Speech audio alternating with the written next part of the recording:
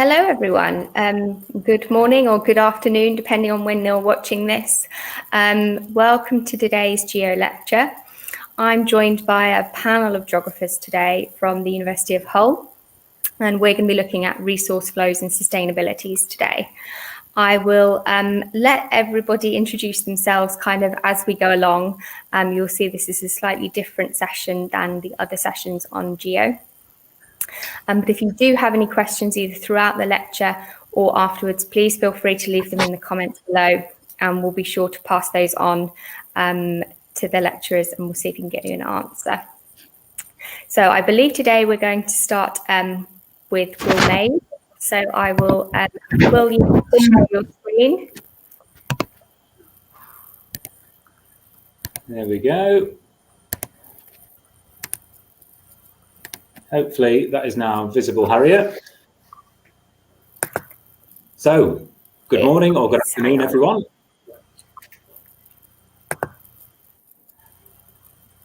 Hopefully we're underway, and I'll say hello to everyone. Thanks for listening. I'm Will Mays from the Department of Geography, Earth Science and Environmental Science at the University of Hull. And today we're going to offer a series of mini talks from different academic staff on different aspects of resource use, resource flows, and concepts around sustainability and resource use in 21st century cities. So I'm going to kick things off by talking about mineral resources, some of the building blocks for our urban areas, and some of the unseen environmental footprints associated with mineral extraction and processing, and how we can potentially do things a bit better. I'll then hand over to Andy Jonas, who will talk about our transport systems, a key carbon emitter in our urban areas, and he'll go through a series of examples of sustainable mobility over different scales in urban areas. Lewis Holloway will then talk about one of our key resource challenges that we have in how we sustainably feed the city of the 21st century. Then Pauline Deutz will introduce the concept of the circular economy and what that means for resource use in urban settings. And finally, Jonathan Dean will do a brief wrap up and discuss some of the concepts that we mentioned and how they fit in to learning geography at university level.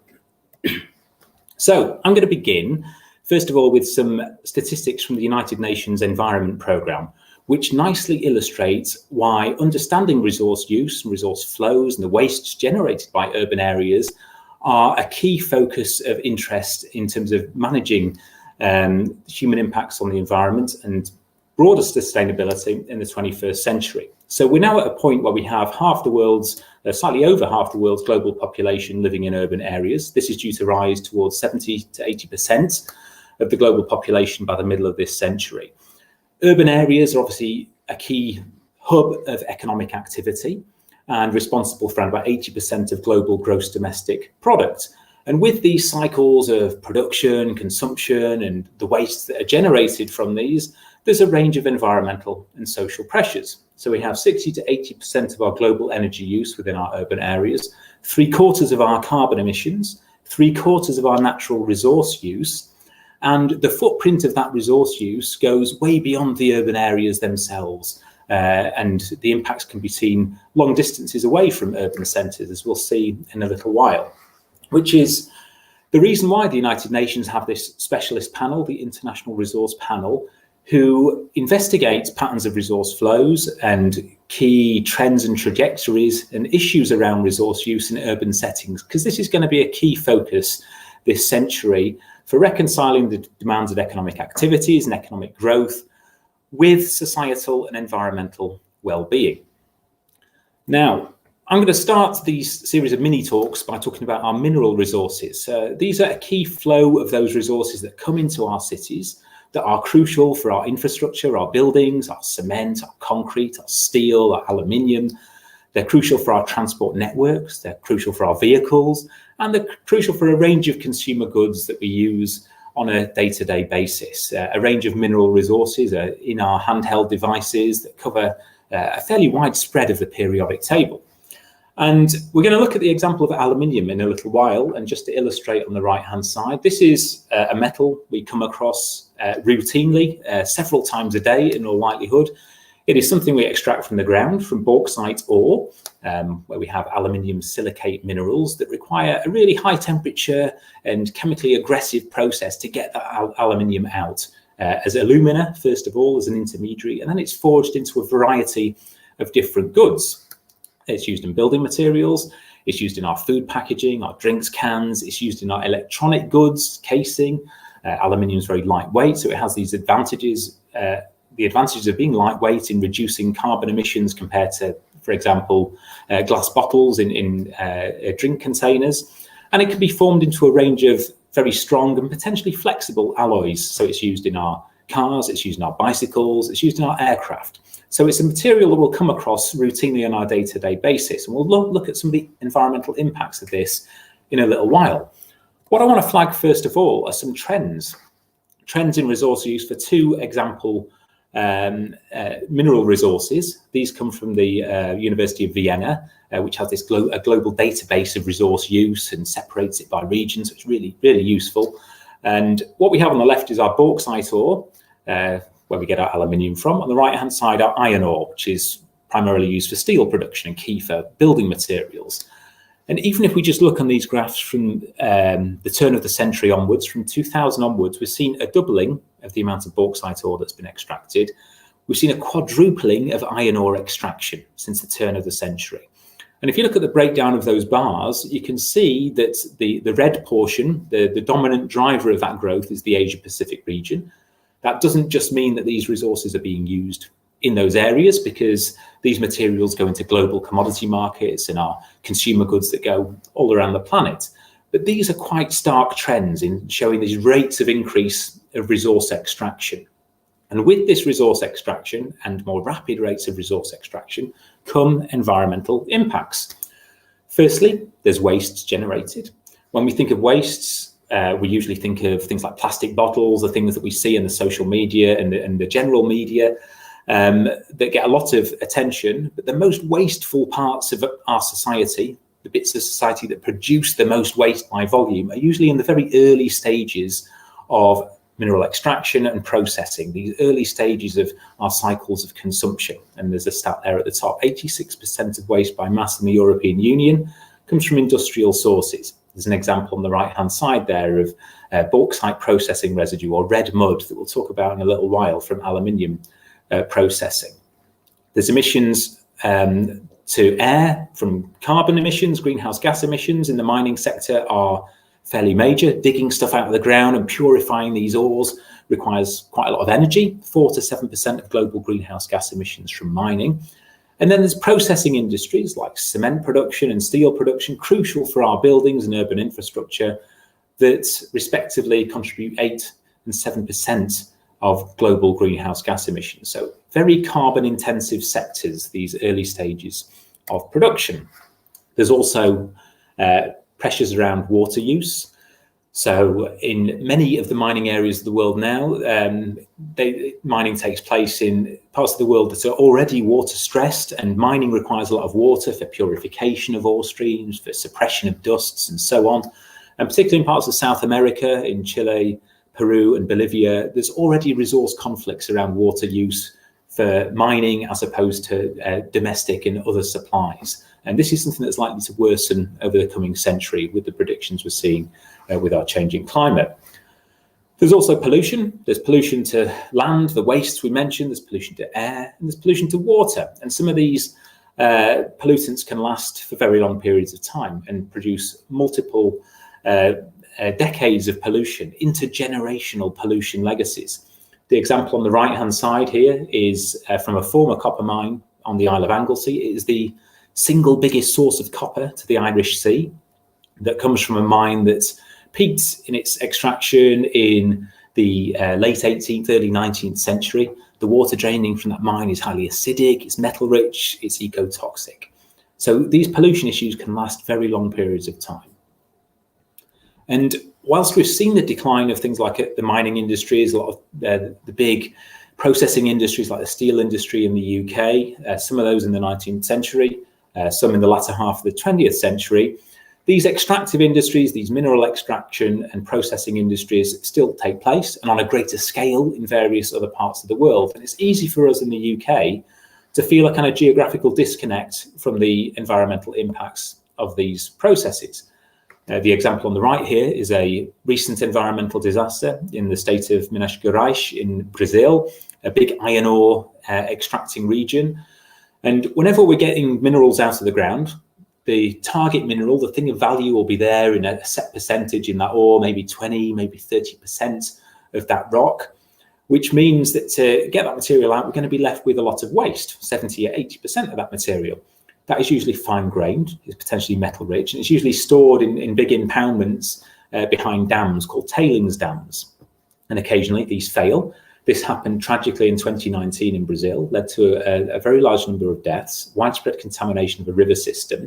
And it only got fleeting attention in the sort of British news media. It's a distant environmental disaster.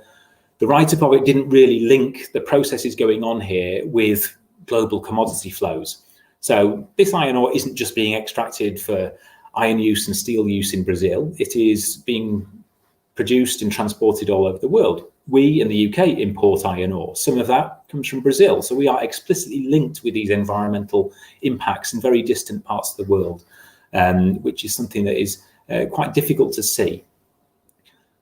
I'm going to finish with a brief example of aluminium production and some of the environmental issues and how we can potentially manage them more effectively without these big environmental impacts.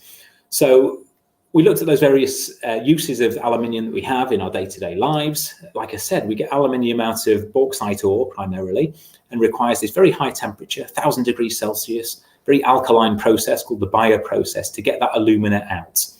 And for every ton of alumina that we get out, we're left with at least 2 tons of the waste, which is called red mud or bauxite processing residue.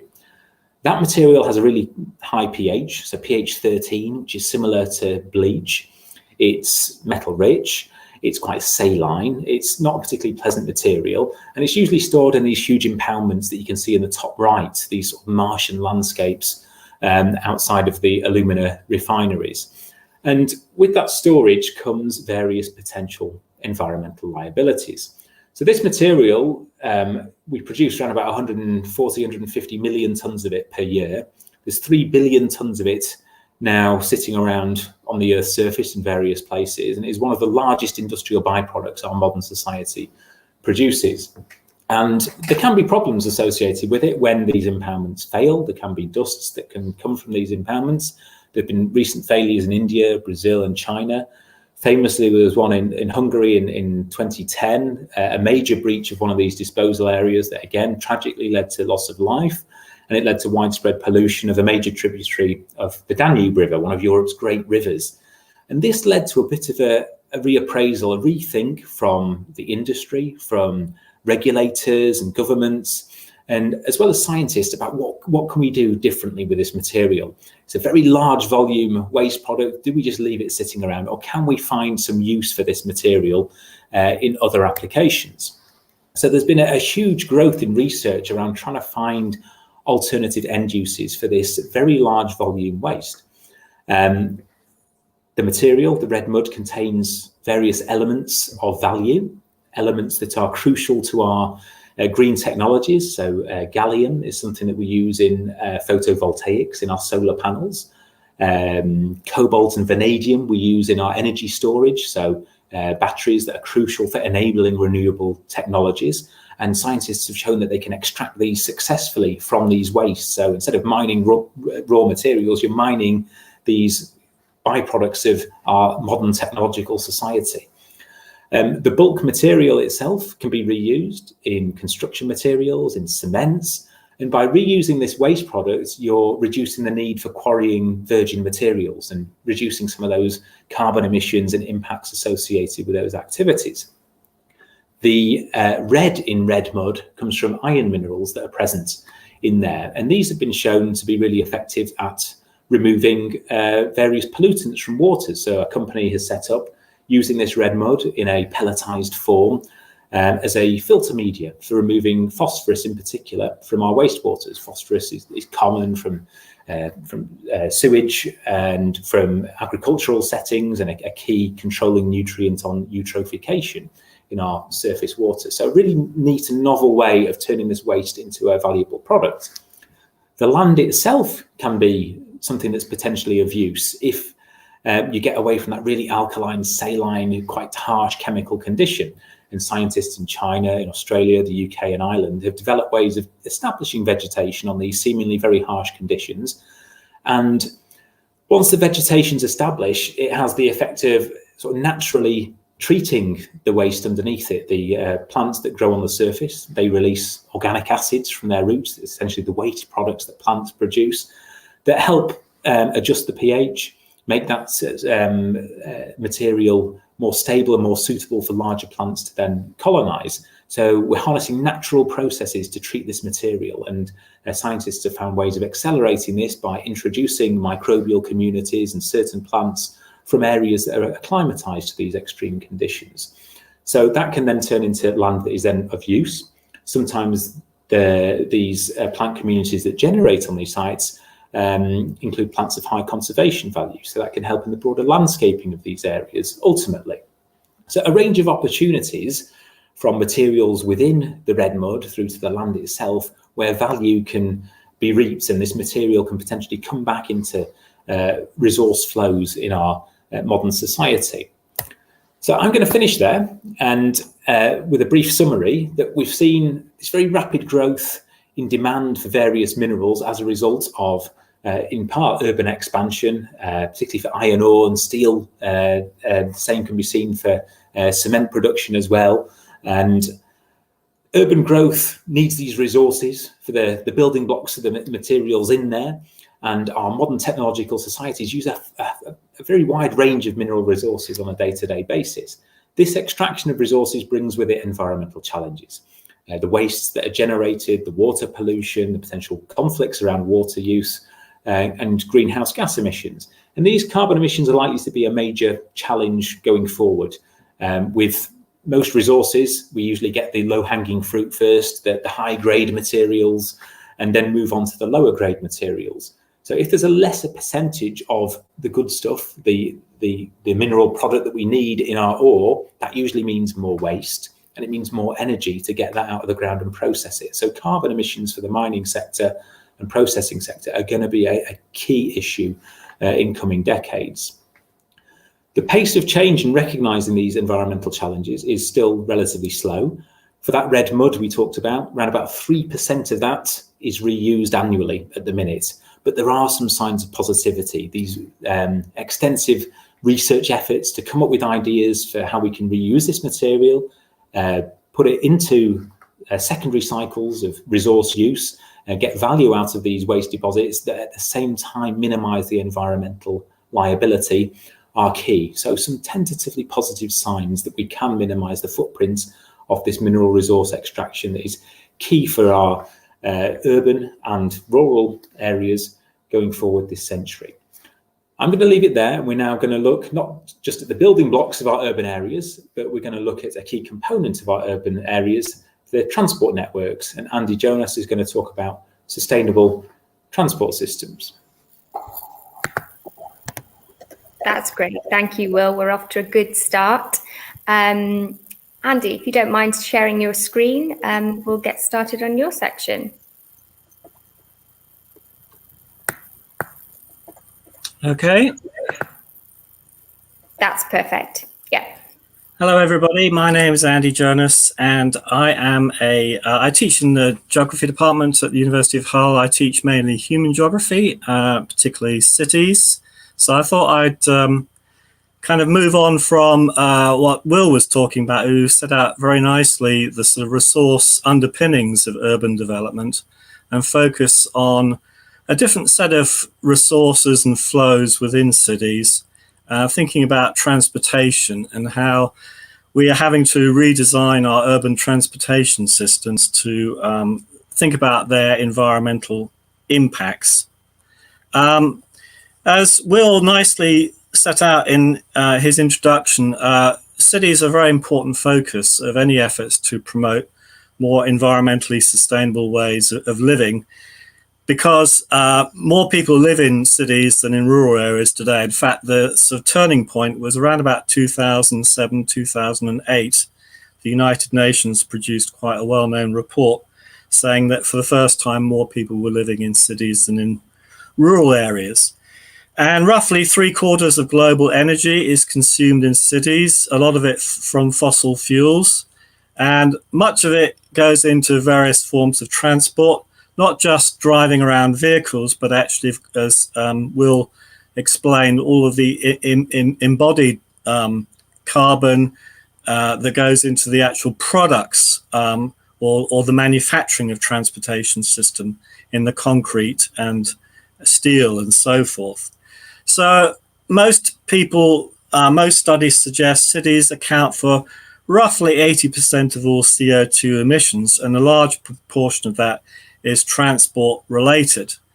And also transport has knock-on effects for other forms of urban development, and some of the things I'll be talking about today, some of the examples touch on the links between building transportation systems and urban density and how we plan and design our cities in a more holistic fashion. So the basic takeaway message is that you cannot tackle global carbon emissions without addressing mobility within cities. Most cities, most urban authorities are having to drastically rethink the way people get around the city. And this, of course, works at different scales. And as a geographer, I do like to talk about these things at different scales. We could talk about the international scale. I'm not going to focus on that today. Instead, I'm going to talk more about the regional down to the neighborhood scale in cities and look at some different examples. I should add that redesigning cities is not a new thing. In fact, cities have been redesigned or throughout their lives. So there are different phases of urban planning, urban redevelopment. Indeed, one of the cities that has been an almost unintentional leader on rethinking its transportation system is San Francisco, largely due to public opposition, in fact. When the city was thinking about building freeways, it had a plan to design about 10 freeways crisscrossing the center of San Francisco, joining the city center to the suburbs. There was a lot of public opposition to this. This was known as the Freeway Revolt of the 1950s.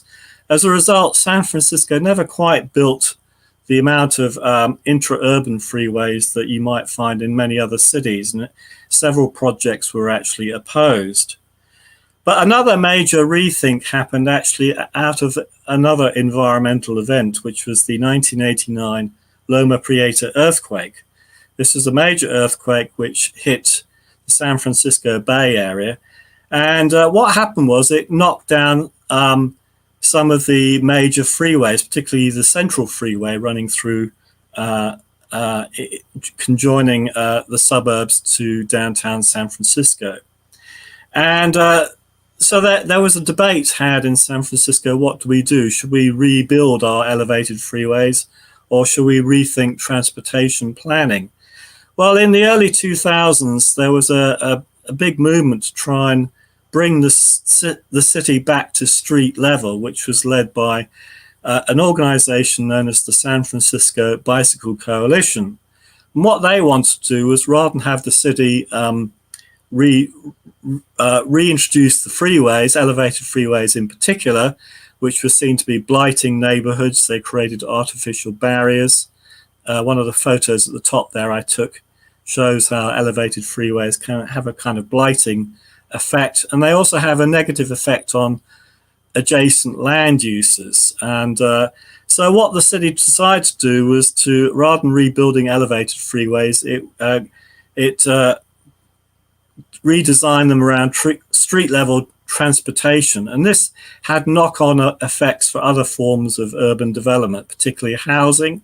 It became more attractive to live in areas proximate to the streets. the city has become more walkable, more bicycle friendly. So this, I use this example to say that actually rethinking our transportation systems is not new, particularly since the 1980s, when sustainability became much more of an agenda in terms of what cities were trying to do. However, following San Francisco's lead, other cities in the United States, which actually is one of the highest energy consuming countries in the world, and most of its transport has been historically structured around freeways, many cities are now trying to retrofit and reintroducing mass transit. You may have heard that in the 1950s, many American cities actually dismantled their commuter rail, light rail systems, their tram systems, to make way for cars. But in the 1980s and 1990s, many cities has started, central cities in particular, started to lose population, and people were fleeing to the suburbs for all kinds of reasons, often to do with, for example, school desegregation programs. And so cities began to rethink, well, maybe if we can try and revitalize our mass transit systems, we can re-densify our cities and attract people back into the central city. This is the case in Denver, where concerns about urban sprawl and smog. Denver is located right next to the Rocky Mountains, and a kind of smog layer covers the city at certain times of the year. And the business organizations and environmental groups got together and said, we need to change this situation. And they asked the Denver voters to vote for an increase in the city's sales tax to expand the light and commuter rail network throughout the entire urban region. And this had lots of knock-on effects for the city of Denver, which up until the 1980s had actually been losing population quite dramatically. Since 1990, the city of Denver has actually started to regain population. People are rediscovering the city, living near to downtown. And the other thing that is going on is the linking of these transportation projects to something which is known as transit-oriented development, which is where everywhere you put in a new transit station, you also put in high-density housing, such as in the photo shown at the bottom there. And this helps to lower the overall cost of housing, because most American cities have been zoned for single-family housing. By rezoning for multiple occupancy housing, you create a very different kind of urban environment. So once again, we see the links between redesigning your transportation system and rethinking how you operate your city as a whole. A third sort of theme I have here is restructuring. What if your city's economy has been based around very older forms of transportation, and particularly linked to the production of fossil fuels? We have many port cities around the North Sea, which historically grew up around, for example, whaling and fishing. Hull would be one example, but the city of Bremerhaven in Germany is another. And then, of course, you had oil exploration. But out of oil exploration in the North Sea, a new kind of industries emerged, because many of the industries that grew out of operating and maintaining the oil platforms are now being restructured to serve a new generation of industry, which is based around offshore renewable energy. And again, this is driven largely by attempts to reduce carbon emissions. For example, the city of Bremerhaven back in the early 2000s had a goal to lower its CO2 emissions 40% by 2020 compared to 1990 values, and encouraging investment in renewable energy, particularly offshore assembly. Likewise, in Hull, we have invested quite a lot in manufacturing offshore wind turbines, and companies like Siemens are locating in cities like Hull. But they didn't stop there in Bremerhaven. They decided to completely rebrand the city. They rebranded it as Climate City, or Klimastadt, or Kursklimastadt, which means on the way to becoming Climate City. And have also introduced other local transport schemes, such as encouraging more bicycling, pedestrians, and something which they call fish and chips, which is a way of touring around your city on your bicycle. Another theme that I'd like to just talk about is, what if you have a major burgeoning city like Calcutta in India, which is almost entirely dependent on its energy for coal. Around about 70 or 80% of Calcutta's energy comes from coal, and the electricity goes into the city, but I don't know whether it shows up very well in this photo, but this is actually a picture taken by one of my PhD students of a so-called electricity substation on the streets of Calcutta. And you can see a lot of people derive their livelihoods by illegally tapping into the city's electricity supply. So restructuring or re-energizing is the term I'm using here, transforming the energy base of your city from coal, in this case, to something else, maybe solar energy or wind energy, is a huge challenge when you have local livelihoods are going to be threatened by the way in which energy infrastructure is already delivered in the city. Yet Calcutta is a rapidly growing city, predicted to reach 23 million by 2030, still heavily dependent on electricity energy, but most of it comes from coal. So electricity is the lifeblood of mobility and transport in the city, but how are you going to transform a city like that? There are clearly great challenges faced. Another well-known example of a city that's rethought its transportation system is Barcelona.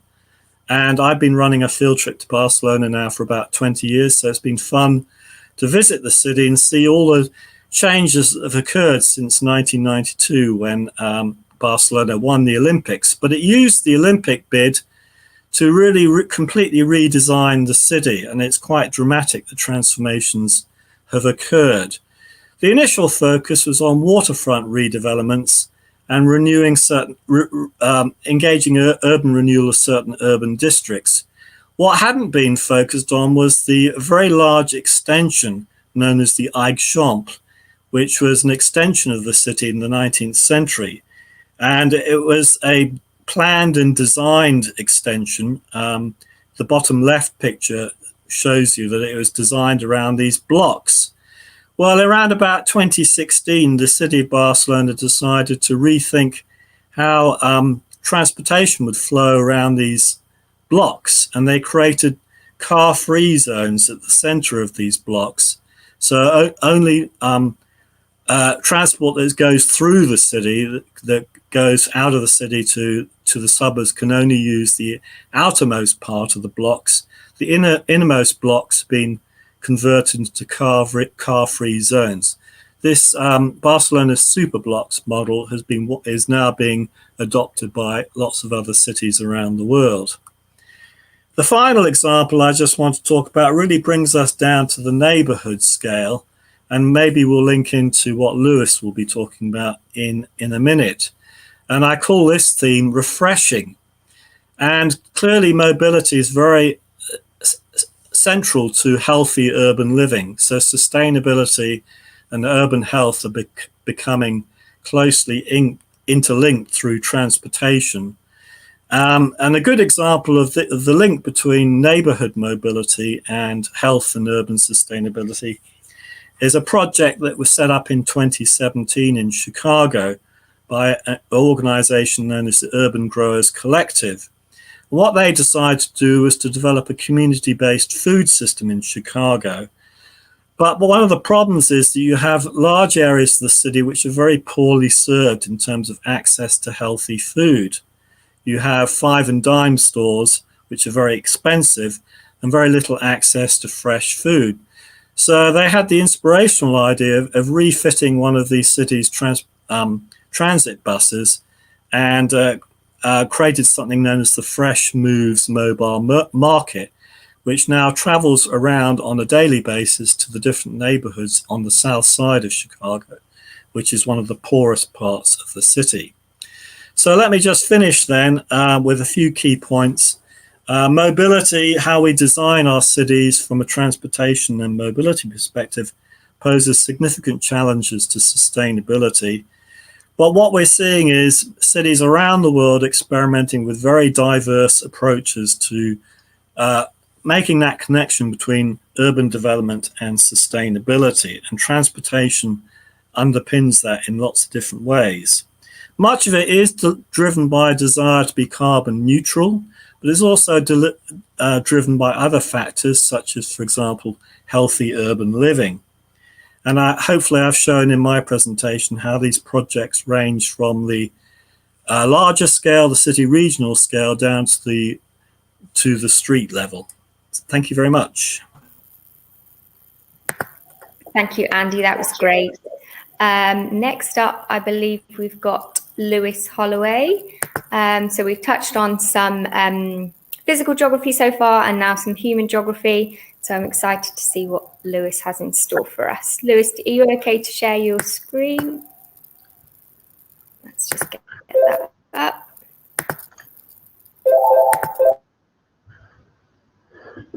Okay, hello, my name's Lewis Holloway, and like Andy, I'm a human geographer at the University of Hull. And my interests are very much to do with food and food systems, and thinking about how we can make those more sustainable going into the future. This talk will very briefly introduce some ideas to do with sustainable diets and sustainable food systems, and it picks up on this theme of thinking about flows, because here we're thinking about how food is a key resource that flows between sites of production and sites of consumption in cities and elsewhere. So just a little bit of context will of all. We're moving towards a world where it's estimated by organizations like the United Nations that the world will be populated by 2050 by about 9.2 billion people. 70 or 80% of those people will live in cities and will need to acquire their food resources in cities. The United Nations Food and Agriculture Organization, the FAO, estimates that this will require an increase in agricultural productivity of about 50%, so a really significant increase in the amount of food that the world needs to produce. Alongside of that, a large number of people across the world are going through what's sometimes referred to as a nutrition transition. So the nutrition transition refers to the idea that as people become wealthier, they tend to want to increase their consumption of meat and dairy products, so products from animal agriculture. And these kinds of agriculture are more inefficient in the way that they supply energy to people. They use huge amounts of energy to produce food for people. So that increases the environmental impact of food production. So this is something else to think about and to try to deal with at the same time as thinking about how do we feed billions more people over the next few decades. So what are the problems really associated with this? Well, first of all, there's a set of environmental problems. The key one clearly is the climate emergency, climate breakdown. Agriculture and food production both contributes to climate change and is likely to be significantly affected by climate change. So the relationship between agricultural production and climate breakdown is very complex and very important. Agriculture is also associated with biodiversity loss. It's associated with agricultural pollution from livestock, from the runoff of agrochemicals into watercourses and so on. Agriculture is associated with soil degradation. So as soils are exploited, they lose their structure, they lose their nutrient content. And agriculture is also associated with water stress, so the over-extraction, for example, of water to irrigate crops, leading in some cases to the salinization of water. It becomes more salty. So to try to meet the food demands that are increasingly being placed upon the world, again, it's estimated that a sort of business as usual approach, carrying on as we are now, producing food in the way that we are now, is likely to increase the environmental costs of food systems by between 50 and 90%, and significantly contribute to us not being able to meet the climate change target of 1.5 degrees centigrade. So first of all, there's a set of environmental problems, but it goes beyond that. There are also a set of health problems, social justice and inequality problems, and also problems perhaps related to animal welfare and health. So in relation to human health, we've got significant problems of a combination of malnutrition in certain parts of the world, so large numbers of people unable to achieve what we call food security. So being able to achieve sufficient levels of high quality nutrition for themselves. That goes hand in hand often in other parts of the world, but also in the same parts of the world, with problems of overconsumption, people eating too much. In terms of the foods that people are consuming, there's a prevalence of highly processed foods which are high in fat and salt and sugar. And this leads to an increasing level of obesity and overweight, and other diet-related illnesses across the world. So there are significant health problems associated with how we feed ourselves at the moment. Similarly, there's a key set of issues to do with social justice and inequality related to how we feed ourselves. So large numbers of people across the world, again, experience food poverty and food insecurity, even in the wealthy countries of the world, as people like Marcus Rashford have shown us during the current COVID-19 pandemic. So there are problems of food poverty and food insecurity, even in rich countries. Food waste is really important. I could have put that under the environmental issues as well. The fact that we waste very large amounts of food across the world means that we're using large amounts of energy to produce food which isn't actually consumed, that those people who are not able to achieve food insecurity, who are not able to feed themselves, are existing side by side with large amounts of food being wasted. So there's a real sort of ethical problem associated with food waste. Many people working in food systems across the world exist in quite exploitative and dangerous working conditions. So, for example, in the United States, it's estimated that working in meat processing, working in abattoirs is one of the most dangerous occupations that you can take part in. Finally, perhaps there's a set of issues here to do with animal welfare and health. There's a set of ethical and food safety concerns here. So, for example, for many people, rearing animals for food, for meat, is ethically questionable, as we've seen with the move towards more vegetarian and vegan diets, for example. But there are also food safety concerns related to the quality of the food that's produced through increasingly industrialized food systems. One of the key issues that's being raised here is the problem of antimicrobial resistance, which is due to the overuse of antibiotics to keep animals relatively healthy in industrialized food systems. But that leads to some of the bacteria and other microbes that exist in those systems becoming resistant to antimicrobials, to antibiotics, which might lead to problems in the future. So, is the idea of sustainable diets and sustainable food systems a solution to this? What we're thinking about here is the way that that we consume food, so the things that we choose to eat as consumers, and how that food is produced and processed and brought to us might make a significant difference to the sustainability of our food systems. So what does the concept of a sustainable diet mean? And what kinds of different examples are there? So, for example, if you look at the picture on the right-hand side, the European Food Information Council presents this whole idea in relation to consumer choice. It becomes a matter for consumers to choose a more healthy and sustainable diet. I won't run through all of the 9 things that are on that slide, but it includes, for example, choosing to eat more fruits and vegetables, choosing to eat locally produced foods, swapping animal protein for plant-based protein, and so on and so forth. So on the one hand, it can be presented as a problem for consumers. You choose to eat certain kinds of food, and that will in turn produce a more sustainable food system. But there are other ways of thinking about this. So let's just think about what we mean by the idea of a sustainable diet. Okay. So the Food and Agriculture Organization of the United Nations defines it in this way. They say that sustainable diets are those diets with a low environmental impact, which contribute to food and nutrition security and to a healthy life for both present and future generations. Sustainable diets are protective and respectful of biodiversity and ecosystems. They are culturally acceptable. They are accessible to people, and they are economically fair and affordable. They are nutritionally adequate, safe and healthy, and they optimize natural and human resources. There's a lot in there. It's very complicated. And trying to achieve all of those things simultaneously is really challenging, really difficult, really problematic. And I think this is the key problem that we face in trying to move towards the idea of a more sustainable diet.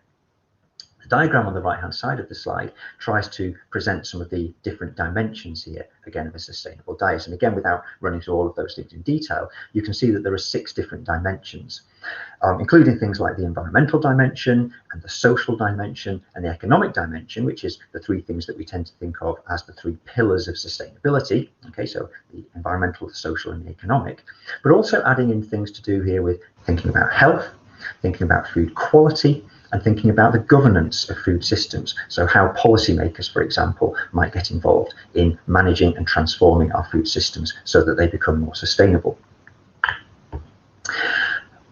Pamela Mason and Tim Lang, in their book on sustainable diets, again, reinforce this point that thinking about food and diet is increasingly linked to tough challenges.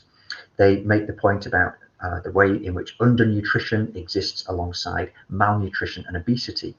We've got sets of concerns about food safety and nutrition, sets of concerns about climate change and water scarcity, soil erosion, biodiversity loss, food waste, and global poverty. All of these things together need to be considered in thinking about a shift towards a more sustainable diet.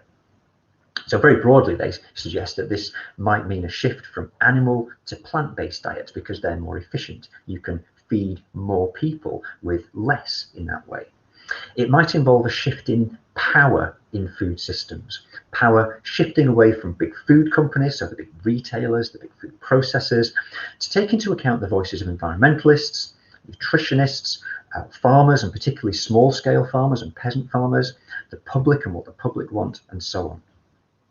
And they talk about the importance here of embedding sustainability throughout our food systems.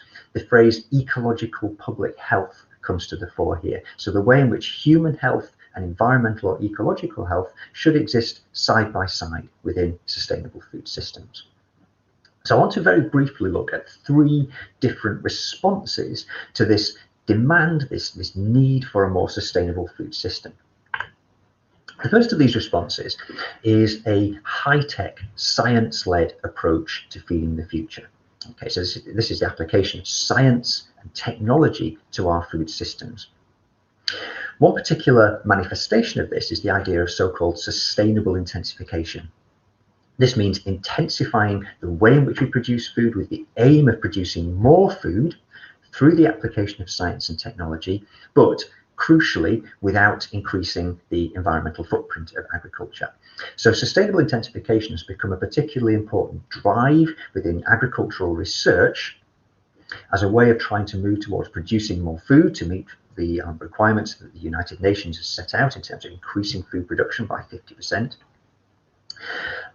It might involve things like the application of science to meat production, so meat produced in laboratories, for example. You might have heard of in vitro meat and other kinds of novel protein, and perhaps moving towards what are sometimes referred to as vertical farming or zero acreage farming systems, which are quite sort of futuristic, almost sort of space age, science fiction type ways of producing food indoors using technological systems to think about how food is produced. So that's one kind of approach to thinking about feeding the future. It's significantly criticized from a number of different perspectives because of that dependence on science and technology, and because of its the way in which it maintains intensive kinds of food production, which still have a significant environmental footprint. So what kinds of alternatives are there? One kind of alternative is to think about more low-tech, community-led approaches. And one good example of this is the idea of transition towns. And a particularly good example of this is the Incredible Edible Network, which was founded in the West Yorkshire town of Todmorden. And so the way that this works is that it involves local people working at the community level in their local places in order to feed themselves in a more sustainable way. The Incredible Edible Network website says that everyone understands food. Food can get people talking. Even better, it can inspire people to take action. And this is what happened in Todmorden. People started to establish community-led vegetable patches and herb gardens and orchards in spare bits of land around the town, in school gardens, as you can see in the picture here, even one in a graveyard. And what it consists of then is a set of experimental projects in feeding local people using less resources, particularly less oil. The Incredible Edible Network and the Transition Towns movement tries to cover the environmental and social and economic dimensions of sustainability, and it's been very successful. It's spread to over 35 other UK groups and has also influenced a worldwide set of projects, for example, in Canada and New Zealand. So we've gone from a sort of high-tech approach to thinking about sustainable food systems to a more low-tech approach. The third dimension I very briefly want to bring in here is thinking about food governance approaches. So thinking about how other organisations, including local authorities in cities, for example, can get involved in trying to create an environment in which a more sustainable food system can flourish. So a good example of this is the Whole Food Partnership. And what the Whole Food Partnership tries to do is to connect public and private sector organisations to tackle the key problems that are faced by specific cities. In this case, moving towards making Hull a sustainable food city. And the Whole Food Partnership, in common with other food partnerships across the UK, established a Whole Food Charter in which organisations such as universities, businesses, other public and private sector organisations can commit to a set of objectives, including trying to create a better food culture within the city, so trying to improve the healthiness of food that people consume, increasing people's food knowledge and skills. So how do you prepare food? How do you create a high quality nutritional diet for yourself and your children, for example? Promoting healthy food, working towards food equality so that everybody has access to good quality nutrition, encouraging a sustainable food economy, developing more sustainable food supply chains, increasing food production within the local areas through things like allotment gardens, for example, and overall reducing the ecological impact of our food system. So we can start to see how thinking about sustainable food systems and diets requires us to think across a set of dimensions simultaneously. Okay, so in the table here, you can see that those dimensions include thinking about food quality, which includes thinking about the taste of that food, its seasonality, its freshness, how it appeals to people. Secondly, thinking about health in terms of food safety, nutrition, the availability and affordability of food, and educating people about how to use their food well. Thirdly, the environmental dimension, so thinking about greenhouse gas emissions and the use of energy and water and land and soil and reducing food waste. Then there's a set of social values that are important. Food is important to us socially. Food can be used to build a sense of community within groups of people, for example. Thinking about food in relation to the economy, so thinking, for example, about resilient and sustainable small businesses that are built around growing food, processing food, retailing food, and so on. And then finally, thinking about food governance. How are decisions made? Where does responsibility lie for moving towards a more sustainable food system? So just to try to summarize all of these points, then, how do we feed people in a perhaps more sustainable way? It seems to involve moving towards less resource intensive diets, and that might mean a move away, for example, from livestock production to consuming more foods that are based from crops and vegetables. It means moving towards more just and equitable food systems at different scales. It means explicitly focusing on diets which are healthier for both people and the planet. And in trying to move towards this more sustainable food system, we need to think about these three different things simultaneously. We need to think about how food is produced. We need to think about what we choose to consume. As consumers, we have an influence, we can make a difference. But we also need to think about food policy. So it's not just our responsibility as consumers to choose to eat the right things. Food policy can have a significant impact on the ways in which things are produced and on what consumers choose to buy and to consume themselves. Okay, thank you. I'm going to finish there.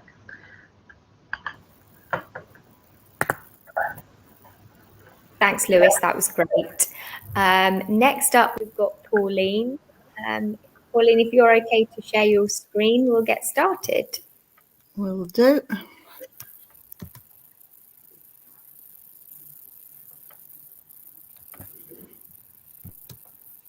I would do.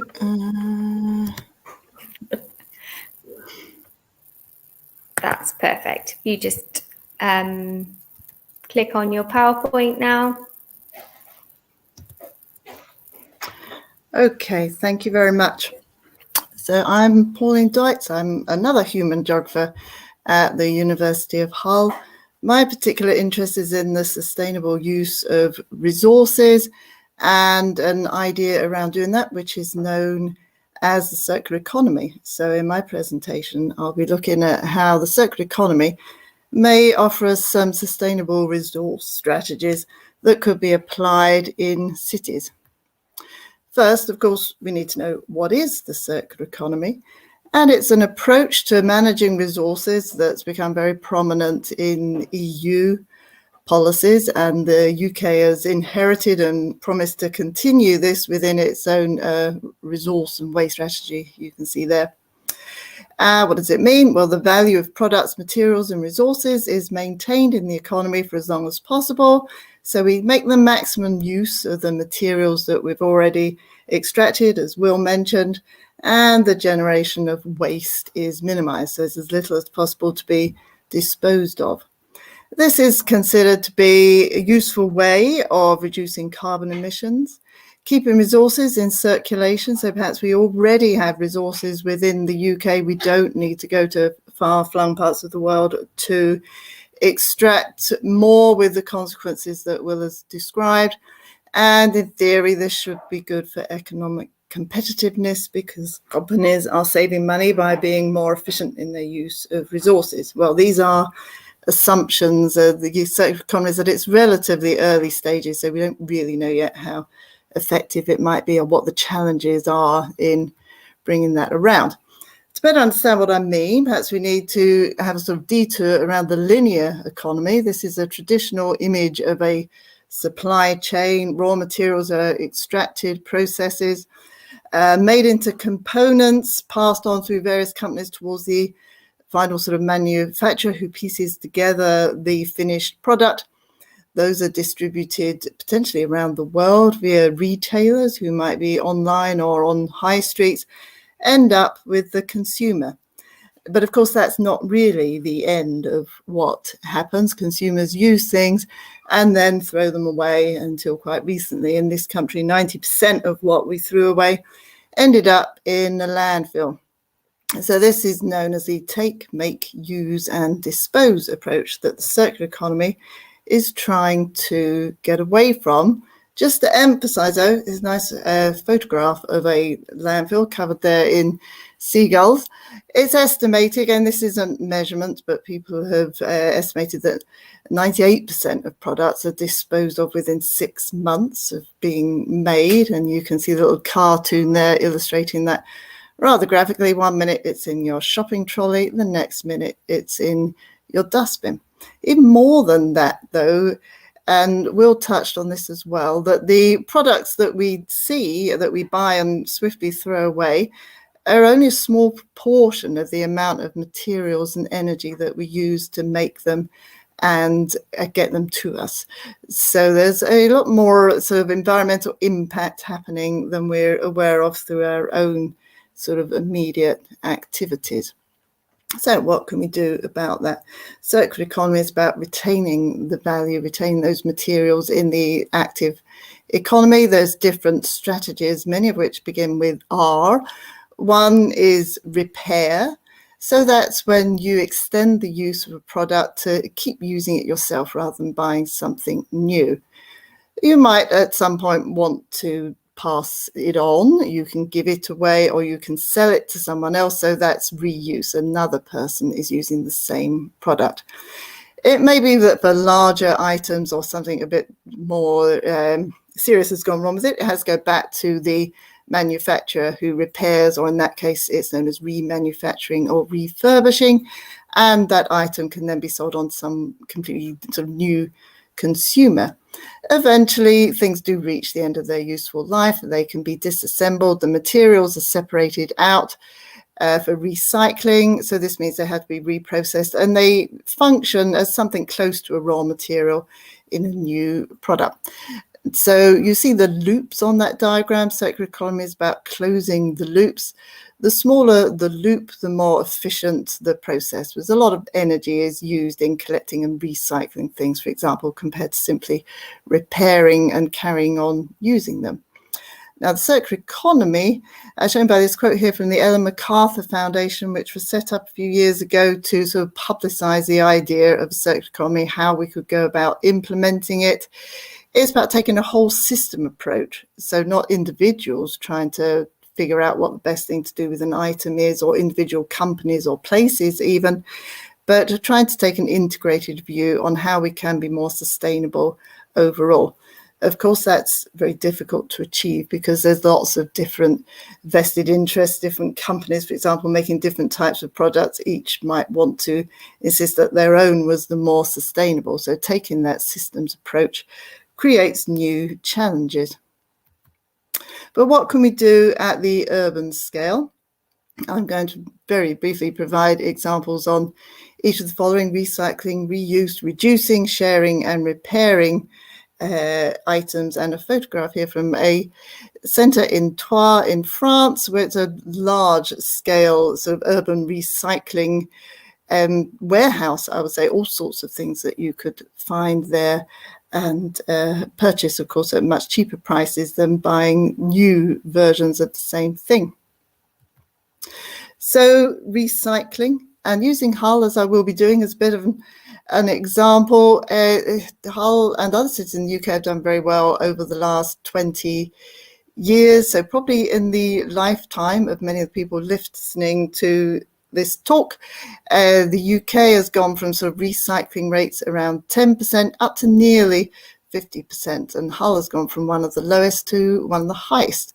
That still, of course, means that 50% of the stuff we throw away is not being recycled, but we've all become adept at thinking about which bin do we put things in. So throwing stuff away has become a lot more complicated than it used to be. You need to get the right colour bin, and you may be looking at this from a completely different place where blue is not the one for recycling. So there are various issues raised by this that the government is now trying to address by homogenising recycling in different parts of the country. And something does need to be done. We've reached this reasonably good level of 50%, but rates have stopped increasing and even started to decrease slightly over the last couple of years. And COVID, with us all sort of living at home, buying lots of things in packaging online, has made life challenging for local authorities trying to do recycling. And in addition, some of the material that we think has been recycled is counted as recycled in these statistics, is actually ending up for disposal in countries overseas that may have less good infrastructure for coping with those materials in an environmentally friendly way. So some material is ending up dumped on beaches in Turkey, for example, in particular plastics that's difficult to recycle. And some of our old electronic equipment is finding its way to countries like Nigeria and Ghana. Reuse, a term that may be a lot less familiar than the term recycling, but nonetheless might be something that you've done before via your high street charity shop. You may have dropped off items you didn't want. You may very well have bought items in an Oxfam shop in Hull, being shown here, probably within about 10 minutes walk of the university. For larger, less easy to transport items such as fridges, washing machines, there are in Hull local authority schemes. They will collect your washing machine and can sell it on to someone else who would like it. You may have bought and sold things through websites such as eBay, Freecycling, or Gumtree that have become quite prominent in recent years. As with other high street shops, even charity shops now are suffering a little. The number of charity shops in the UK has declined in recent years. Perhaps our second-hand trade has shifted online, which may be beneficial in some senses. I feel like that may be benefiting the company eBay, whereas charity shops were also serving a social function and trying to perform socially useful or make donations for socially useful activities. So that shift online may have had some unfortunate side effects. Some three sort of brief examples here of initiatives, again, in Hull, but not unique to Hull. So the refill jar shop shown actually in Beverley, a town about 5 miles from Hull. You can take your own packaging in there and buy food items without taking home lots of plastic that you then probably need to throw away because it's very difficult to recycle. There's EMS, a charity in the east of Hull, which collects food that supermarkets would otherwise need to throw away and sells it on to the local residents for whatever they can afford to pay. And there's also a repair cafe where you can take your items that you may not be able to repair yourself, but get some help from someone else. Oh, sorry, my slideshow took control there. Tried to take back control. So each of these ideas offers some sort of useful glimmers of things that we could make use of to be more efficient in our use of resources, but they all have limitations as well. So this idea of taking your own bag to collect your food is how people used to shop 40 or 50 years ago, and that kind of disappeared because supermarkets and packaging were a lot more convenient. So we'll need to change more in the way we live than simply how we shop to make that effective again. Sharing waste food seems like a very good idea, but maybe it's not such a good thing that supermarkets do have so much food to waste to get rid of. And it's obviously not a good idea that there are people who can't afford to shop. So there's some bigger problems to be dealt with there. Repairing at the moment is limited by the fact that many items are simply not designed to be repairable by consumers, or possibly not by anyone. But there are regulations coming through that will at least improve that situation a little. So to offer some brief conclusions from this part of the presentation, the circular economy, you may have noticed, is building on types of activities that have been going on for a long time, trying to sort of pull them all together and be more ambitious about the scale at which things happen. But so far it is only happening on a relatively small scale. Some of the issues in increasing activity beyond these sort of individual examples that I've shown rely on things changing beyond the urban scale. So as Will mentioned, household waste is only 12% of total waste in the UK. It's been the factor of a huge amount of attention from politicians and others because in some ways it's the easiest waste stream to deal with, but there's a lot more that we need to consider, and that waste and resource policy is designed at the national scale, not the local scale. And we've seen that indeed there's an international influence, partly through policies that we have as a legacy of the European Union, and we need to keep an eye on those policies as well if we want to be selling into and buying out of the European Union. We need to do something about the material that we think is being recycled but is actually being sent to be disposed of in other countries.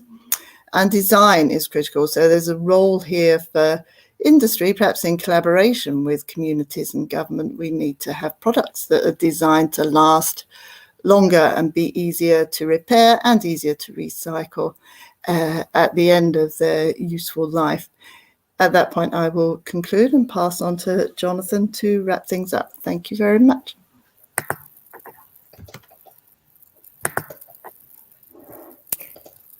Thanks, Pauline. That was great. Yes, we've got Jonathan for the final section here. Oh, yeah, there we go. Are you okay to share your screen, Jonathan? And we'll get started on this final section.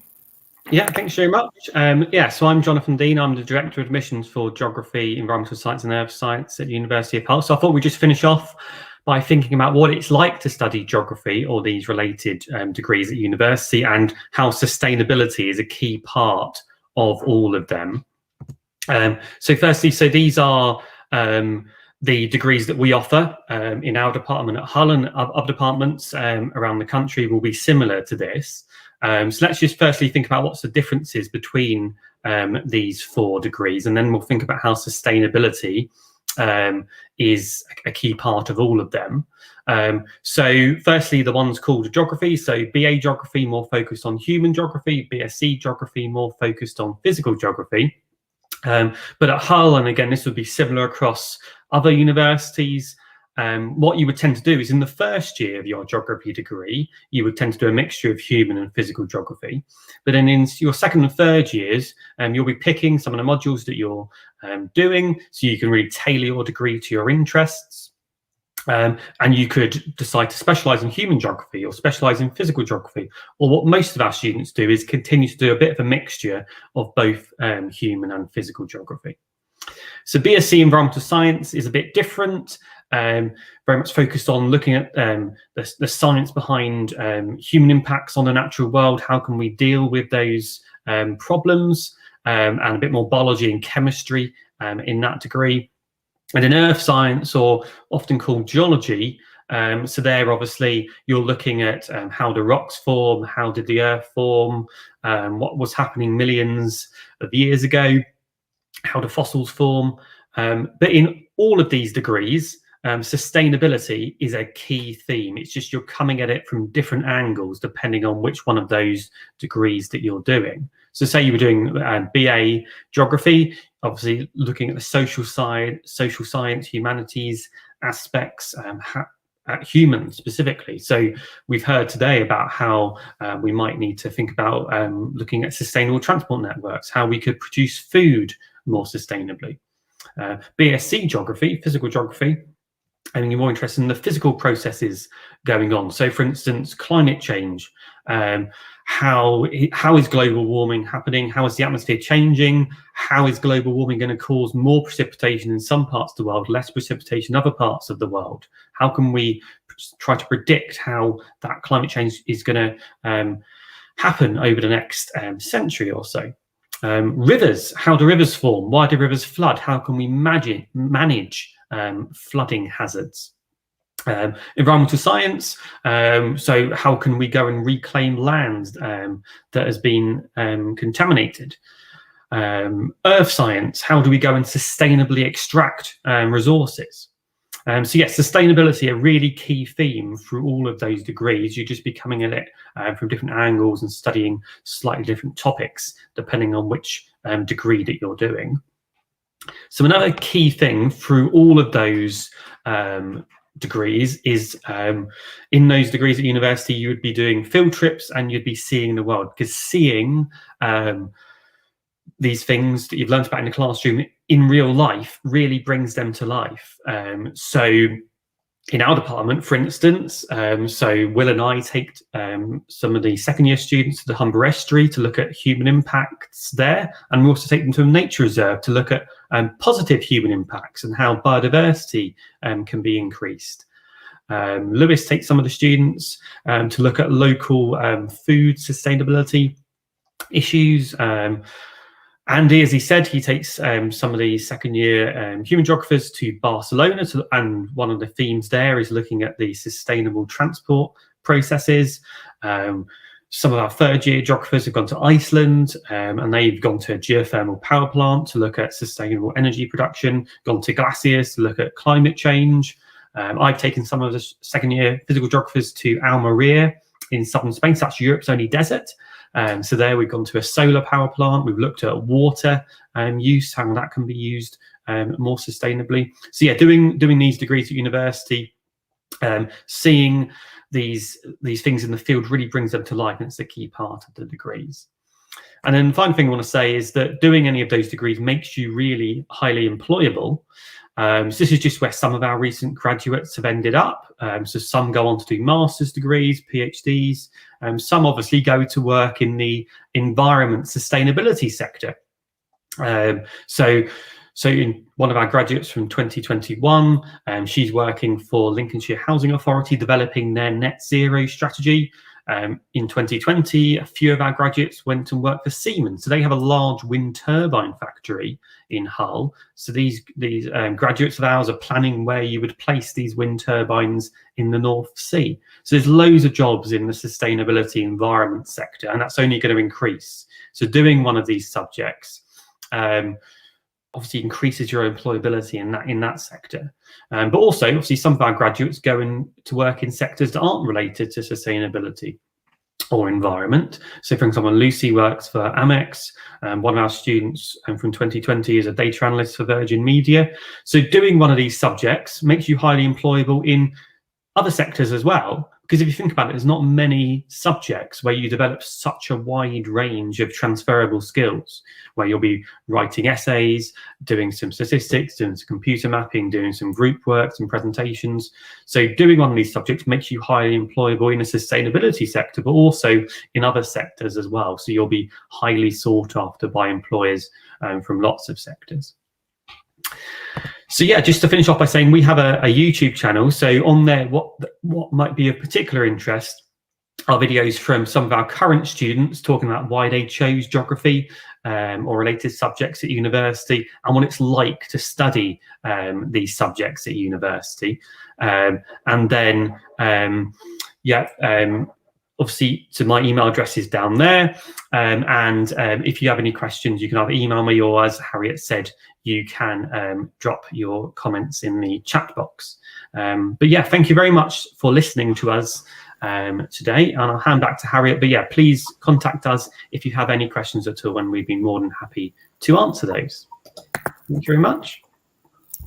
Thanks, Jonathan. And thanks to Pauline, Andy, Will, and Lewis as well for their contributions today.